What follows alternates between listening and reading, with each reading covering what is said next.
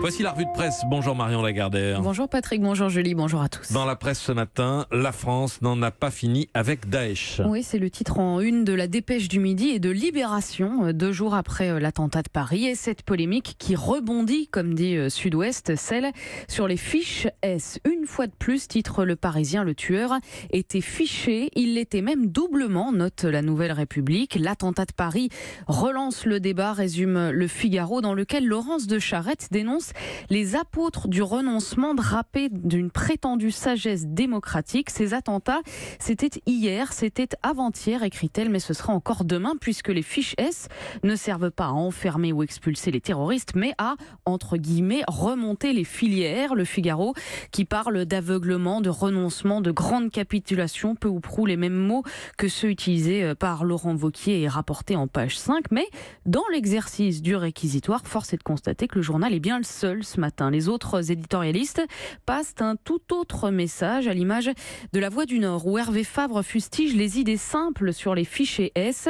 Le fantasme de ces fiches de renseignement tenant lieu de jugement n'est pas tenable, écrit également Didier Rose dans les dernières nouvelles d'Alsace, dénonçant la démagogie et les raccourcis. Dans La Charente Libre, Jean-Louis Hervois parle de surenchère sécuritaire et Yann Marek dans Midi Libre réclame un minimum de décence à tous ces donneurs de leçons qui vocifèrent sur l'État français. Ce n'est certainement pas comme ça qu'on se sortira du piège terroriste, dit-il. Le meilleur antidote reste la concorde nationale. Et puis, il y a aussi Rémi Godot qui, dans l'édito du quotidien L'Opinion, dénonce l'hystérisation de la classe politique, la surenchère sécuritaire et autres balles des postures. Pour autant, écrit-il, on aurait tort de refuser le débat sur l'objet de la polémique, ce fichier S qui interpelle sur la méthode et sur les moyens de la lutte antiterroriste. Alors sur la méthode, il y a l'article des Échos qui rappelle que les fiches S sont un outil de surveillance et non une présomption de culpabilité. Et puis sur les moyens, La Croix précise que pour surveiller à temps plein une personne fichée, eh bien,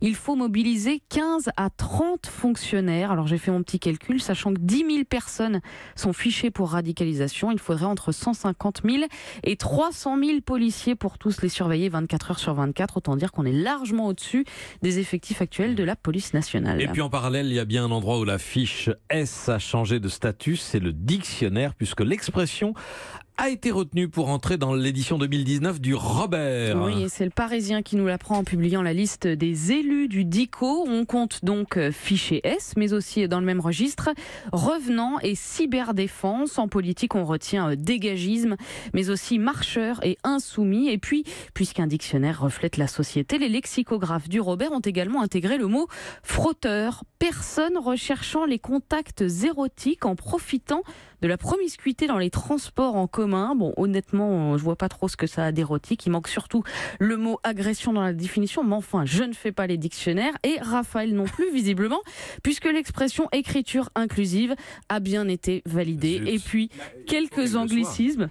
Oui, bah, du coup, qu'elle soit dans un dictionnaire. Vous lirez la définition. Oui. Et puis, quelques anglicismes qu'on connaît bien. Fashionista, running, replay ou SUV. Et quelques mots qui parlent de notre époque. Par exemple, animalisme, pour ce mouvement de défense des animaux comme être sensible, grossophobie pour la stigmatisation des personnes en surpoids, ou encore rageux qui décrit très bien effectivement l'attitude de ceux généralement sur les réseaux qui sont agressifs et haineux. La liste complète à retrouver dans le Parisien. De la rage à la colère, l'autre titre ce matin met en garde contre la montée des tensions en Israël. Entre l'anniversaire des 70 ans de la création de l'État d'Israël et le déménagement de l'ambassade américaine à Jérusalem, tout ça sur fond de rupture du traité sur le nucléaire iranien, ça fait beaucoup, mais n'allons pas trop vite, le pire n'est peut-être pas si sûr. C'est l'Opinion qui dédramatise en une.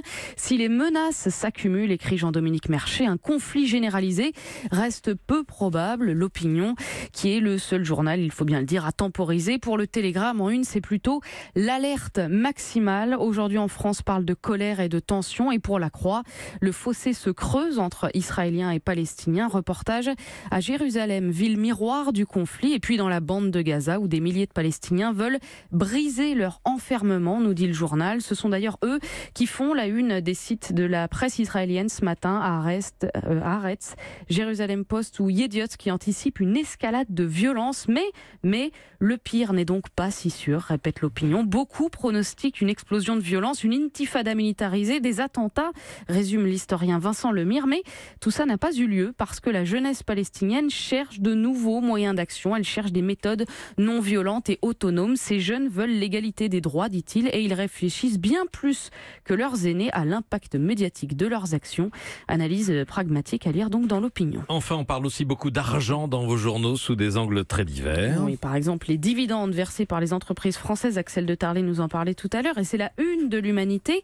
Les actionnaires du CAC 40 réalisent le casse du siècle, titre le journal qui donne dans le détail les conclusions du rapport de l'ONG Oxfam où l'on réalise effectivement, cocorico, que nous sommes champions mondiaux en matière de dividendes. Une donnée pour l'illustrer, si l'on prend les bénéfices réalisés entre 2009 et 2016, 67% de ces bénéfices ont été versés en dividendes, 27% ont été réinvestis dans l'entreprise et 5% seulement ont été reversés aux salariés. Oxfam qui démontre également que l'écart de rémunération se creuse toujours plus entre PDG et employés. Aujourd'hui, l'écart est de 1 à 120. En 2009, il était de 1 à 96. Je vous laisse lire l'Humanité pour avoir toutes les données.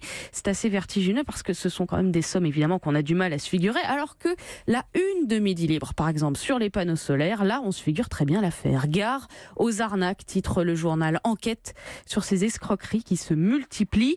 Gare aux arnaques aussi pour les mariages. Ça, c'est dans le supplément Écho du Parisien qui titre « Cher mariage » et vous donne 2 ou 3 astuces pour réduire la facture. Enfin, le site d'information Les Jours vous éclaire sur la prolifération des labels alimentaires. Oui, il y a trop de logos et oui, il y a plein d'arnaques, écrit le journaliste Thibaut Shepman qui a décidé de se lancer dans cette enquête en constatant son propre désarroi face aux labels. Les mots détox par exemple ou traduction ou sélection de nos régions ne garantissent absolument rien. Même chose pour les logos zéro résidu de pesticides. En miroir, on trouve évidemment la liste des logos fiables, les AB, Max Havelaar, Nature et Progrès, C'est qui le patron, etc. Sachant, conclut Les Jours, qu'il y a aussi des produits sans label, mais pas sans qualité. Encore faut-il pouvoir se déplacer chez les producteurs. Et pour cette mode-là, eh bien, il n'y a pas encore de mots dans le dictionnaire, mais ça ne saurait tarder. Marion Lagardère pour la revue de presse. Il y a le mot accorderie qui rentre dans le Robert, qui est un réseau d'échange de services entre habitants. C'est sans J'ai doute... cherché une illustration, j'ai pas trouvé. C'est sans doute, mais c'est sans doute l'accorderie.